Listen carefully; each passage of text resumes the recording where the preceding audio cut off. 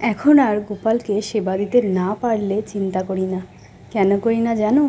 কারণ এখন আমি যেটা করি, গোপালকে সেবা দেওয়ার পরেই গোপালের খাবারটা রেখে দিই। আর সেটা শুধুমাত্র যে দিতে পারবো না বা যদি দিতে না পারি সেই কারণে কিন্তু নয়, সেটা দিই কারণ প্রত্যেকটা মানুষের বা ছোট বাচ্চাদের দেখবে খাওয়ার পরেও অনেক সময় যেটা হয় খিদে পায় বা কিছু খেতে মন চায়। তো গোপালেরও সেটা মনে হয় অবশ্যই খেতে হয়তো মন চায়, সেই জন্য আমি যেটা করি খাবার পর বা সেবা দেওয়ার পর গোপালের জন্য কিছু খাবার রেখে দিই। আর গোপালের যখন খেতে ইচ্ছে করে তখন গোপাল সেটা খেতে পারে। তো এটা এই কারণেই দেওয়া থাকে। এবং এটার আরও একটা সুবিধা হলো, যদি কোনো কারণবশত আমি গোপালের সেবা একবেলা দিতে না পারি তাহলে কিন্তু গোপাল সেই খাবারটা খেয়ে নিতে পারবে।